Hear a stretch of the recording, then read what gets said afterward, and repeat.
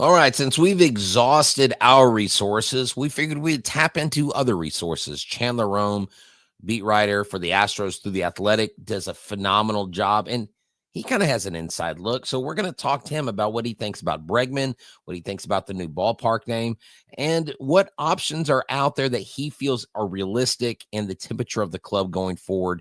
Having talked to Jim Crane, let's start right now. Jainer Diaz, this is Locked On Astros.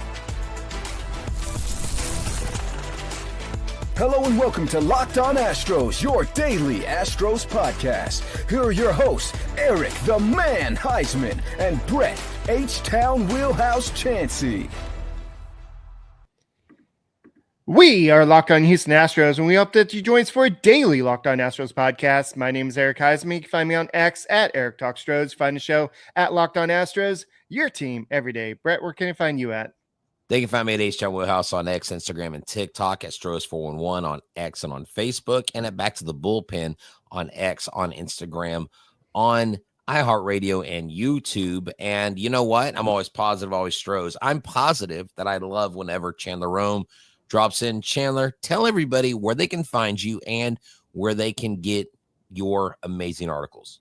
Yeah, always at theathletic.com. Everything's there. And then I'm on Twitter at Chandler_Rome. I'm on Blue Sky too now. I forgot what my handle is there, but go scroll through my Twitter. I put it there. You can find me there too. Trying to get to all these social media platforms and see if I can, part of this is you go where your consumers are. And if there's a consumer's bunch of different places, I'll be wherever they're at. So I'm on Blue Sky too, if that's your thing. And Chandler Rome is actually a radio star now. He actually co-hosted a whole A-Team the other day. So, guys, go and make us your first listen on Apple, Odyssey, Spotify, wherever you listen to your podcasts.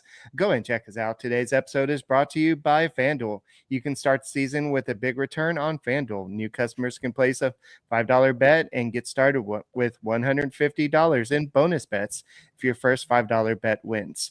Visit FanDuel.com to get started today.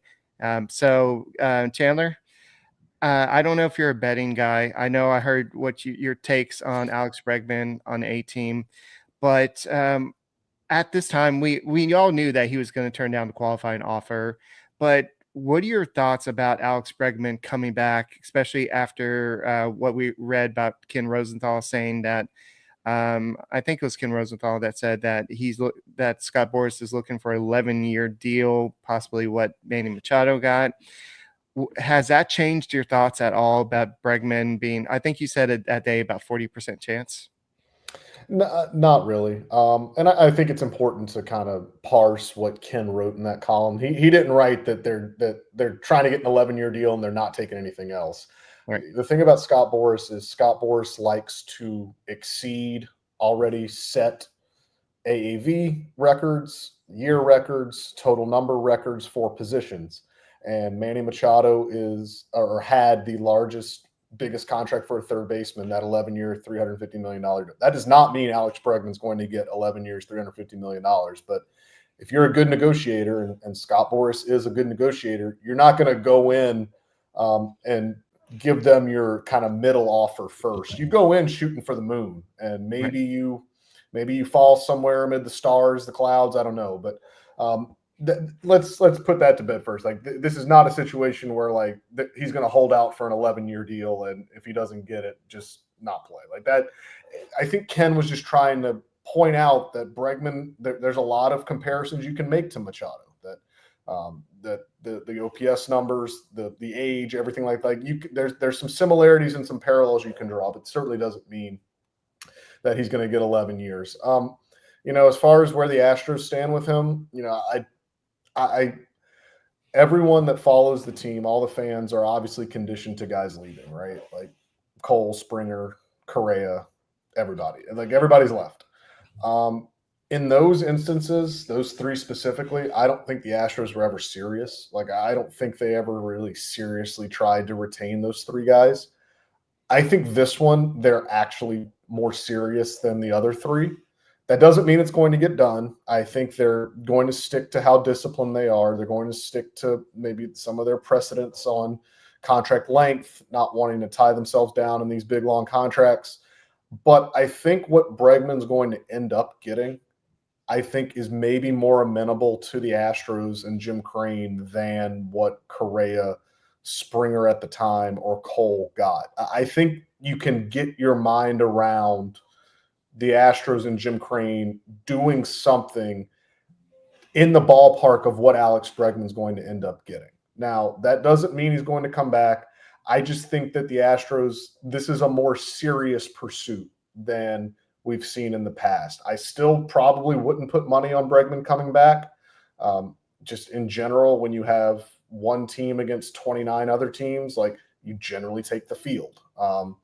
I think there's a better chance than not he plays elsewhere next year, but I think this is a more serious pursuit than you saw with Cole, Springer, Correa, guys like that. So here's a question I have for you, Chandler. You're right. Excuse me. You've been around the guys for, several years now. You've pretty much been around, a majority, if not all, of Alex Bregman's career. Do you think Alex Bregman, to me, is the type of person that if the Astros get close to what another team offers, that if it's comparable, maybe the other team offers more, and I'm not talking a substantial discount. Do you think Bregman, if it's within a certain range, goes with the Astros because his relationship with Altuve, because of what he's done here, and maybe if that other club isn't a true contender, do you think he's going to pick winning and a little bit of hometown discount and familiarity in the clubhouse over going an extra 10 or 20 million if that's what the separation is? Well, it's hard to leave 10 or 20 million dollars on the table just when you have it. I think the thing that a lot of fans have maybe misconstrued a little bit is that there's this thought that Alex Bregman doesn't want to come back because I think, when Correa was going through this, Correa was very vocal that he wanted to come back. Like, he was out there, I want to be an Astro for life, like, bring me back, things like that. Like, when Scott Boras and Jose Altuve got his extension done, it was because Altuve told Boras, like, I don't want to play anywhere else. I want to play here. Alex Bregman hasn't said that. That doesn't mean he doesn't want to come back, but he's also interested in what other teams have to say. I think one thing that is going to stick with him, and I think something that I wrote about this right after the World Series, Alex Bregman, and I'm not guessing on this, Alex Bregman doesn't want to be a part of a rebuild. He doesn't want to be a part of something that, 3 or 4 years into this contract, they're tearing stuff down, they're trading guys, and things have kind of gone to hell in a handbasket. I'm not saying that the Astros are headed for that, but they're not really set up to win year in and year out like maybe some other teams that are going to be pursuing him. Now, what I argued in that piece I wrote after the World Series was that the Astros should have used their 5-day negotiating window to really lay out for him how they plan to keep contending. Because we know, they have no problem spending money, but the money's been misallocated.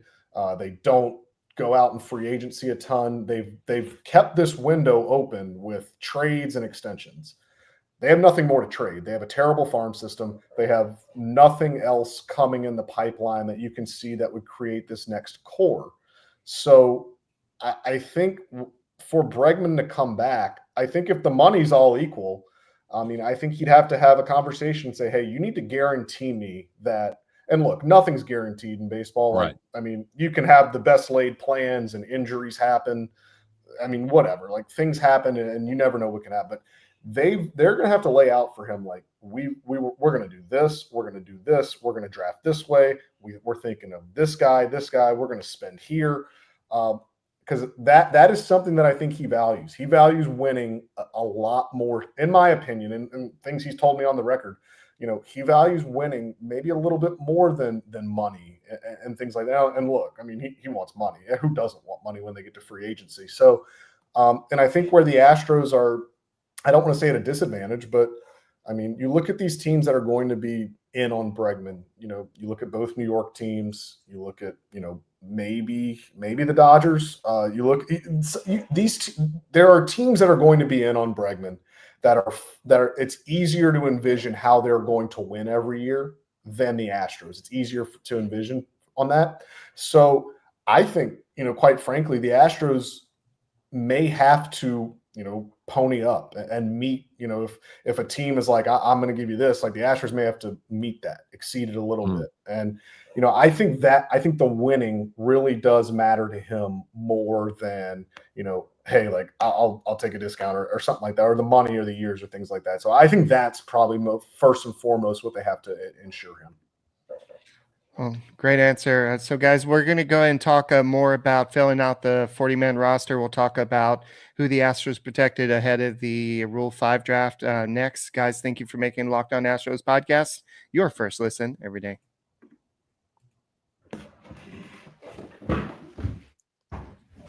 Hey, guys, this episode is brought to you by FanDuel. FanDuel is America's #1 sportsbook. Get ready to tackle NFL action with FanDuel. And let me tell you, if you tackle the action the way that the Texans tackled the Cowboys in the second half, and they did something and showed life in the second half for the first time, then you can be on your way to some cool winnings. And if you bet $5, your first $5 bet, and you win it, you get $150 in bonus bets. That's right. With that win, the app gives you everything you need there at FanDuel to place live bets. Also, you don't have to go everywhere else to all these different websites. If you get a hunch in the middle of a game, you can check out the latest stats. You can see the live play-by-play action, so much more, all on the same page where you place your bets. So visit FanDuel.com and join today. You'll get started again with $150 in bonus bets if you win your first $5 bet. That's FanDuel.com. Never waste a hunch and make every moment more with FanDuel, an official sportsbook partner of the NFL. Hey guys, thank you for making Locked On Astros podcast your first listen every day. Whether it's on YouTube, go ahead, subscribe to us, make it first listen, Apple, Odyssey, Spotify, wherever you listen to podcasts. Go ahead and check us out. Hit that little red button down there that says subscribe and go and help us get to 15,000 subscribers. So Chandler, I know that the Astros had today to Bregman declined a qualifying offer. We already talked about that, but they also had till today to add players to the to protect them before the Rule 5 draft. There are several names the Astros probably could have protected, but now it's at 39 players out of 40, and there's a couple players that probably were like maybe you could have protected, but the Astros do have to add some more free agents. We'll talk about that in a second, but Colton Gordon is one. I know you mentioned the Astros farm system is probably one of the worst in baseball, but Colton Gordon is one of the guys that the Astros felt like they had to protect. And I'll ask you about another one in a second, but tell us a little bit about Colton Gordon and why the Astros had to protect him.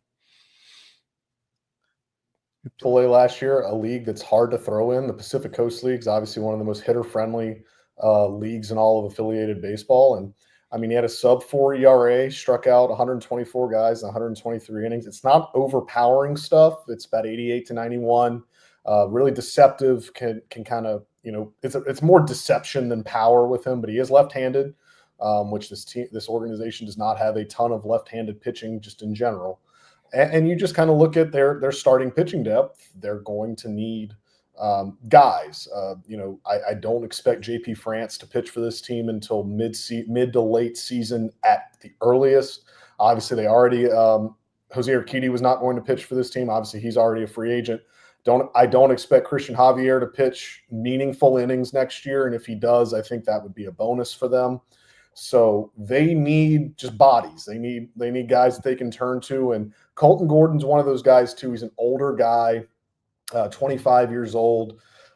The way he pitched in the PCL last year certainly would have made sense that a team that, probably you could have seen a team take him in the major league phase of the Rule 5 draft and keep him on their 26-man roster all year. And I think when we talk about guys that they protected and guys that they didn't, we have to remember that too, that if an Astros player does get taken in the major league phase of the Rule 5 draft, the rules are that they've got to stay on that team that drafts them. They've got to stay on their 26-man roster the whole year. And if they take them off at any point, they have to offer them back to the Astros. So that's a tough thing for any team to do. That's why there's very few Rule 5 picks that really, really pan out. Some do. But Colton Gordon's one of those guys that I think certainly a team would have taken a flyer on. And so a no-risk move for the Astros who need starting pitching depth. And were close at points last year to calling Colton Gordon up. Just never got over that hump. But kind of a no-brainer there, and he was really the only guy that was pretty obvious that they needed to protect. The Astros have sneakily got younger at the starting pitcher position with Arrighetti, with Brown. Now you have Ryan Gusto, who missed out on his first major league start because they missed that last game of the season, got postponed. It was non-consequential to either team. So they went ahead and just, I guess, canceled the game. But you've got Gusto, you've got Colton Gordon, which really helps the Astros because we've seen, especially this last year, Chandler, you need arms. And when you look through the injury report of every team, it is insane the amount of pitchers that is required. Almost, it's like an unwritten rule. You're going to need an army of pitchers to get through a 162 game season. So with Colton Gordon being protected, I think Ryan Gusto definitely gets some significant innings. Do you think with those two guys here, do you think that they're still going to be looking at trying to bring a Kikuchi back or get another 3 or 4 type guy in the rotation to bolster what they already have? Yeah, I think if you hook Dana Brown up to truth serum, I think he'd like another starter. Kikuchi's going to be expensive. I mean, he doesn't have, as Scott Boras said at the GM meetings, doesn't have the qualifying offer attached. And the way he pitched toward the end of the year, I mean, he pitched like an ace for the last 2.5 months of the season. So he's not going to come cheap. He's older, but I mean, still, he's looking at a 3-year deal and certainly is not going to be cheap. So do they look at maybe something a little bit cheaper, a little bit more less risk, shorter term deal? They've shown, I mean, they showed with Kikuchi last year that they've shown throughout this whole era that, they can find things with pitchers that other teams can't and unlock some things, make them better. So do they have their advanced scouting group right now looking at some low end free agents that we haven't talked about and maybe bring them in here on a cheap deal and unlock something and see if they can catch fire? Or do they roll with those young guys you just mentioned? It's a tough gamble to roll with a bunch of young guys in your rotation because as good as Spencer Arrighetti pitched toward the end of last year, I mean, he still had a 5 ERA. Right. That's true. There's always going to be growing pains with these guys. So I think if given their druthers, they would like to add, I'm not talking about an ace. I'm not talking about a front of the rotation guy. I'm talking like a 4 or 5 starter back in, stabilize, maybe eat some innings. And then, if you get to June or July and a couple of these young guys have turned the corner and you've got a surplus, who knows? You can flip that pitcher at the deadline. Teams are always going to need starting pitching. So maybe you have a trade asset there at the deadline with the guy, with the veteran that you bring in if you do. So I don't think they're set in starting pitching, but I think, they've got a good enough core going in that I think they should feel comfortable about it. Going back to the Rule 5 draft, I know name that I saw a lot on social media today was Alex Santos. I know that we talked off air about this, and I looked up the stats before the show as well. He was a high draft pick, and a lot of people thought really highly of him. But why do you think the Astros didn't protect him? Yeah, I think, a couple things. One, he was injured a lot of last year, spent a lot of time on the injured list. I think he only threw 23 innings of affiliated ball last year, and they weren't very good. I think he had a 1.8 whip. He threw really well in the Arizona Fall League, really opened some eyes. I think he made their equivalent of the All-Star team in the Fall League. And look, if you go up there and pitch well, that's where the good prospects go. So he was facing good talent. But at the same time, you also have to understand how valuable 40-man roster spots are. Right. This kid's 22 years old and he's barely pitched in AA. And I know you saw what they did with Jake Bloss last year, but that was a mess from the beginning. They rushed him up and Bloss is a much better prospect than Alex Santos is. And that's no disrespect to Alex Santos, who's, again, still a young kid, was a high school draftee, still learning his stuff. So I think you have to remember too, that 40-man roster spots are sacred, and you don't want to just have a guy on there that you don't think is going to contribute at all to the major league level. And I think that's probably what they kind of thought with Santos, is that, while the Arizona Fall League was a nice, eye opener couple weeks, baseball is a sample size game. You don't want to get, smitten with 2 or 3 weeks, and other teams think like that too. It's not just the Astros. So I don't think they were ready to commit a 40-man roster spot to him, but he's certainly going to be someone that, see if he can carry over that AFL performance, get a run of sustained innings in Double-A, see how he does there, and who knows, maybe he's the next kind of young guy coming up. But right now, I don't think he was ready to. I don't think he was at a point where you can, justify putting him on the 40-man roster, because you could do that with Colton Gordon. Colton Gordon right. could. I'm not saying it would go well, but Colton Gordon, if you needed him to start tomorrow in a spot in a pinch in a major league game, I think they'd be willing to do that. I'm not sure. I know they wouldn't be willing to do that with Alex Santos. All right, so guys, thank you for making Locked On Astros podcast. We're going to go and continue this conversation next on the Locked On Astros.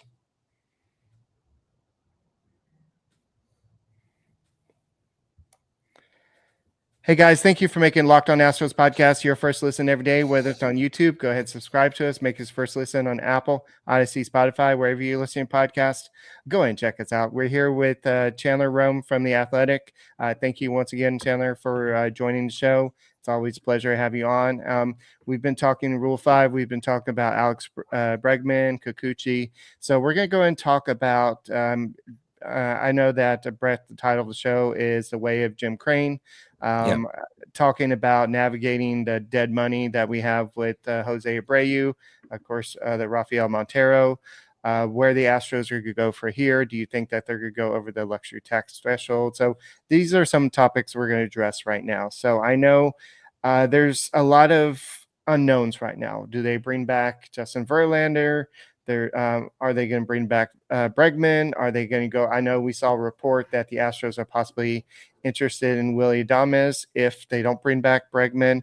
So my first question is, Chandler, do you think that the Astros are going to just wait around until Bregman makes his decision?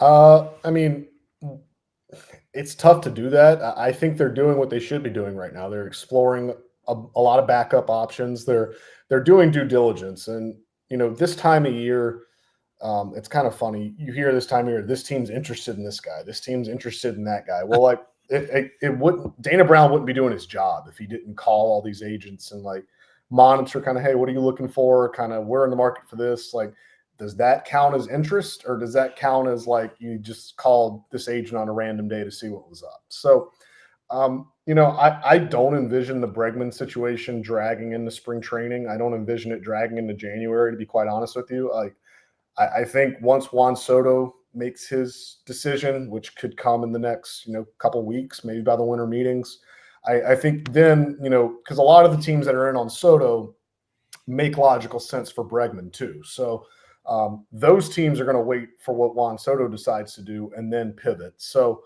I don't think the Astros can afford to just sit on their hands and do nothing and wait until Alex Bregman, has a final destination. But I also don't think they're going to go sign a third baseman, tomorrow. I think they're going to be pragmatic. I think they're going to have some plans put in place. And then, if Bregman goes elsewhere, then, hey, let's just go to plan B, plan C, plan D. And if they give Bregman what he wants and he comes back to Houston, then they don't need those plans. So, I think they're doing their due diligence, but I also don't think this is going to be like last season where you go into spring training and there's a bunch of guys still unsigned. So being around the clubhouse, being around Jim Crane, interviewing him, seeing him, I guess, in many different modes. You've seen him winning the championship. You've seen him pressed. You've seen him with all the questions. Jim Crane put out to the public, like, as long as I'm here, the window's not going to close.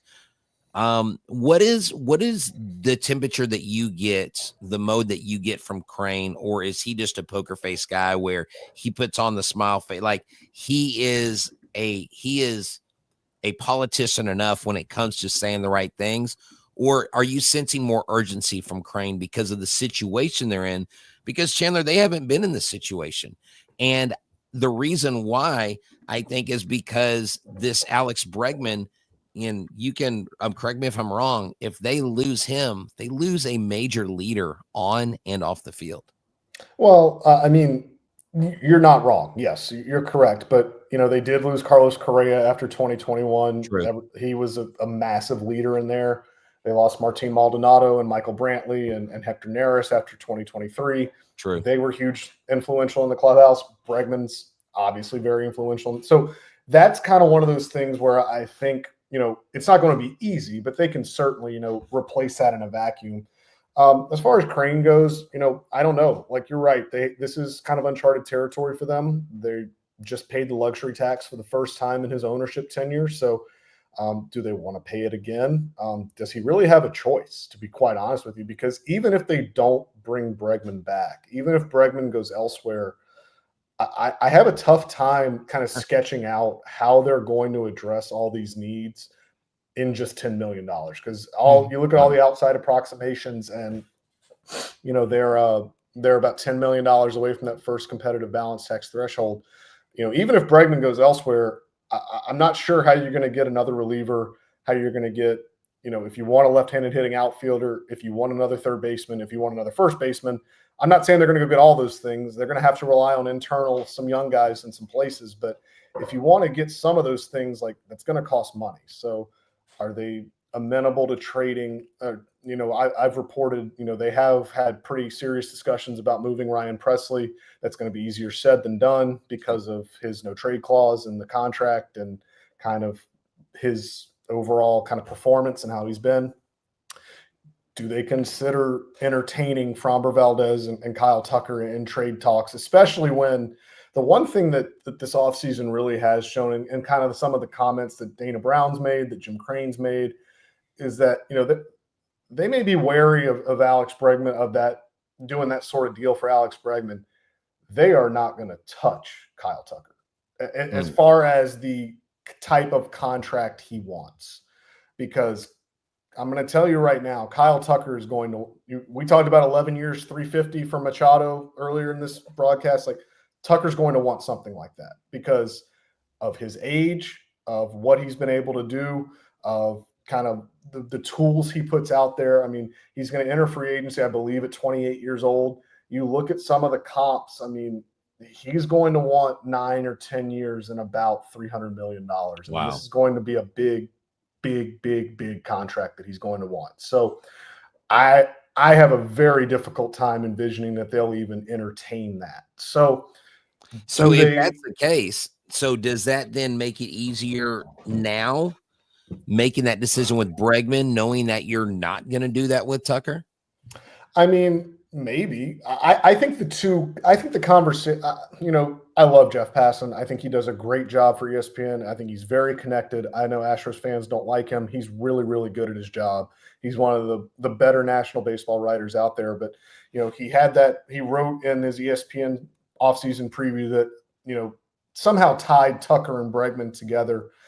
And I can't get on board with that, because to me, it's two separate conversations. Like, there would have to be a stunning about face for this ownership group, for this franchise, to give Kyle Tucker the sort of free agent deal or extension that he is going to want to stay here.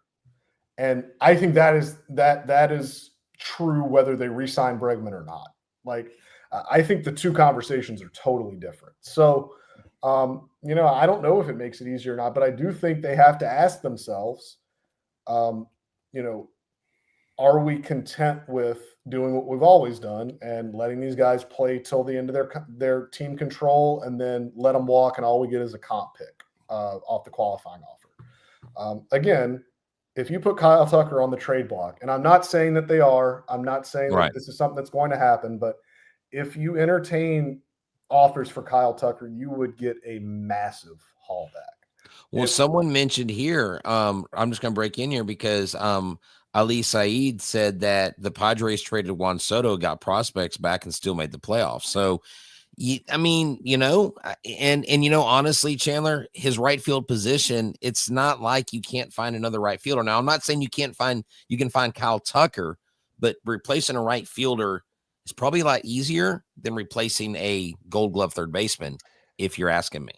Yeah, and look, I mean, they would not get the same haul that the Padres got for Juan Soto. Juan Soto is Right. a generational Right. player, the one of the 3 best players in baseball.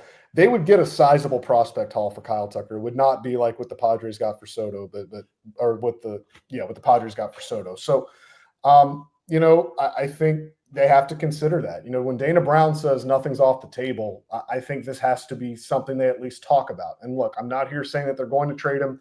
I'm not here saying that they've discussed trading him, but I think it would be a dereliction of duty for Dana Brown not to at least consider it, not to field calls and see what he can get. And then look, if he doesn't like what they get, keep him. He's great. Like, play the next year with him. But you are right too that if you look, that if there's one spot that they've got a little bit of prospect surplus, it's probably in the outfield. Is Jacob Melton ready to play every day in the big leagues? I'm not sure, but certainly he's a guy that they think can contribute this year, and I think he probably will make his big league debut this year. So, do they look at that and like, maybe we can stick Melton out there and see what we get, and replace Tucker that way, backfill it that way? I'm not sure, but there you can start to talk yourself into ways that they could do that. And then let's not ignore Framber Valdez either, who I don't see the Astros extending him. I don't see them wanting to extend him, quite frankly. He's getting up there just in baseball terms. I think he's 30, 31 years old right now. There's a pretty direct comp to what this one's more direct, I think, than the Soto Yankees trade. What the Orioles did with Corbin, what the Brewers did with Corbin Burns last year. I mean, their numbers are almost identical. Burns and Valdez, they both had a year of club control left. Burns did last year when the Brewers traded him, and the Brewers ended up getting a top 100 prospect and another. They ended up getting a sizable prospect haul. They got 3 prospects in that deal that I think you can directly correlate it, and the Astros could maybe get something similar for that. Again, I don't want people to run from this and say that they're going to do it, I've written this too. Like, they need to. This is something that if they're trying to stay under the competitive balance tax, if they want to keep the window open, and if they want to be sustainable and all that stuff, and if they want to replenish the farm system, this is about the only way I can think of that's going to accomplish all of these things. So I know one name that maybe you think the Astros maybe you learned a lesson about with the Jose Abreu situation. Brett knows who I'm talking about. Paul Goldschmidt. Is this a name that you could see the Astros possibly bringing in on a 1-year deal with maybe a team option for a second year? When I was at the GM meetings a couple weeks ago, that was, again, this was not any like informed information or anything, but like I had some agents come up to me, had some people from other teams come up to me, and they just said, "Oh, that's a foregone conclusion, right? Like, that's going to happen. Like, Goldschmidt to the Astros just makes too much sense." And again, they weren't saying like, "Oh, they've got information that's going to happen," but it kind of makes too much sense for it not to happen. I'm not saying it's going to, but it kind of all lines up. From around here, grew up an Astros fan. Certainly has the pedigree. It has not been great the last couple of years, but again, he's a guy that maybe a change of scenery, just like, we talked about this with Yusei Kikuchi a little bit too. Like, that was a bad vibe in Toronto. Like, they were not good. They had a bad bullpen. There was a bad team. Getting out of there and getting around kind of a championship kind of mindset in the clubhouse, I think did some wonders for him just as much as the Astros pitching coaches did. I kind of wonder too, would Paul Goldschmidt, would a change of scenery and kind of a deep breath and let him, readjust into new settings? I could see it happening. Do I think it's going to? I think it's more likely that, they try Zach DeZenzo there, see if, he can maybe take that job in spring training and run with it. I think that's something Dana Brown kind of hinted at the GM meetings too, that they'd like to see Zach DeZenzo come in, and if he plays well in spring, then maybe it's his job. So yeah, the Goldschmidt thing makes sense. I have not heard anything. I have not heard anything, that I can report that says it's close or that says that they want to do it. But like, it almost makes too much sense for it not to be something to really talk about. That's how I feel too. Yeah, and but you know, my counter to that when it was brought up was we went through this kind of with Jose Abreu, and he seemed to be the right guy at the time, even on he was on like a 3-year deal, and we're still paying for that. And of course, I've joked and said you can't spell Goldschmidt without the word old. I don't know. Like, maybe is he a more proven guy over a longer period of time, and that's why maybe you do that. And like you said, the familiarity with the Houston area. Eric's also mentioned that. I'm wondering if the Astros will be a little gun shy with a deal like that because of what they did. Maybe a 1-year deal makes sense. But then again, if you've got guys that you're counting on for the future and you're never giving them an opportunity because you keep bringing in these retreads, because that's what they are at this point, then you don't know what you have until you get them out there. Now, if he comes in on a 1-year deal and they maybe platoon him with DeCenzo, I don't know if Goldschmidt would do that because he's been a main player. He's not, he's not just an RCP. He is a main player guy. It would definitely be a big name. He would sell a lot of jerseys because of that name on the back. But do you think that there's anybody else that maybe we haven't talked about that the Astros may be looking at? Now, I know Teoscar Hernandez turned down the offer from the Dodgers, but I think he's gunning for more money. I think he's going to be a little bit more expensive because of the season he had. Is there anybody out there besides Adames and Hernandez that you think the Astros may be poking around and looking at, names that make sense to you for either center field or even first base? Yeah, I have a tough time believing that they're going to be in the top half of the free agent market if it's not Bregman, because to me, it would look pretty bad if they let Bregman walk and then let's say they turn around and sign Willy Adames and give him the same AAV and maybe 1 year less on a contract. Right. That would be a tough question. That would be a tough look to say you're going to let one of the faces of your franchise walk, but you're going to go pay this dude. It would, to me, I don't think I can't envision them being in the top end of the free agent market if it's not for Bregman. So I would maybe set your sights a little bit lower. Right. I don't know if this is going to wow people, but to me, Anthony Rizzo's always made a lot of sense for the Astros, just for what they want. They don't, like we've talked about, or I mean, Dana Brown's talked, obviously, they were very aggressive last year offensively. They chased a lot. They want guys that are patient. They want guys that put together good at bats. I mean, Anthony Rizzo is that to a T. Doesn't strike out, puts the ball in play, is a very, very good defensive first baseman, hits left-handed. Again, he's long in the tooth. He's older, and you're talking about probably a 1 or a 2 year deal, but Rizzo kind of profiles as a guy that I think, that's certainly a way that they could go. Do they look at, Jorge Polanco, Paul DeYoung? And again, these names are not going to excite anyone, but again, I can't see them being at the top half of the free agent market, especially if they're wary about the CBT. I think this is going to be a situation where they're going to have to decide. I think in the next couple of weeks, they're going to have to really, and maybe they've made these decisions already and we just don't know about it, but they're going to have to ask themselves, are we going over the luxury tax? And if they are, then we can kind of chart as to, all right, how much are we going over by? What's our budget and how are we going to allocate this money? And do we want to allocate all this money to one guy, or do we want to try to allocate this money for, 3 or 4 guys and shore up our depth? Because I think, that's the other thing, that this was not a deep team last year. You saw that on the occasions when they were, when they were playing without certain guys, when guys needed days off, things like that. This was not a very deep team. Nothing against Mauricio Dubon, who I think does a fantastic job in the role that they ask him to do. But when he's the guy that you're relying on, he's never been a huge offensive threat. Obviously, he's a great Gold Glove defender everywhere, can put him anywhere, and there's an art to being able to play a lot of positions. But this was not a team that could supplement with a lot of depth. So maybe they go that way. Maybe they invest in guys that don't excite you, but 4 or 5 quality major league players that they can kind of layer with some depth, cycle in and out, and that way you don't have Jose Altuve playing as much as he did last year. It's at second base. Now, I mean, they need him in the lineup every day, but find a way to get him off his feet.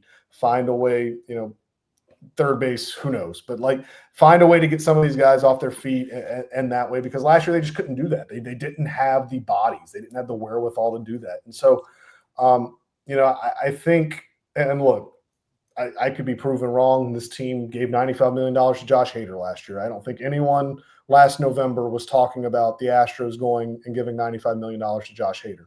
So things can turn on a dime, but the way I view it right now, I can't see them playing in the top of the free agent market if it's not Alex Bregman. Yeah. No, yeah, exactly. I mean, that makes perfect sense, but we couldn't get out of this conversation without talking about Dyken Park. Okay. So a lot of people are calling it the ice box. Someone called it the Frozone, the chill dome, whatever you want to call it. So I did a survey, and I'm going to get your take to see what you would have selected, Chandler. We said, what are they going to carry in the back of the train? Is it going to be ice cubes, snowballs, air conditioners, or baseballs? Now, the overwhelming majority, 47%, went with baseballs. If you had to pick out of those four, Chandler, what would you like to see in the back of the train? Because we know that's what matters. Well, I think they're going to have to save some money with all this dead money they have on the books. They're going to have to save some money. So I think they're going to paint the oranges as baseballs. There you go. That's what it was before. I would pick baseballs because I think it's an easy fix. They can. How much paint doesn't cost that much money? Get a $40 carton of paint, just paint some baseballs, call it a day. I think they could put frozen Jose Abreu's and Rafael Montero's to symbolize frozen money. Now, Eric, I got to show you all this before we go. Eric created a very high quality graphic with Dyken Park and some AC units. It looks really good. Eric, you did a phenomenal job. And maybe they'll make the air conditioning work in Minute Maid Park now. Yes. Hey, have you seen the AI picture of the person with the Astros scarf blowing out? You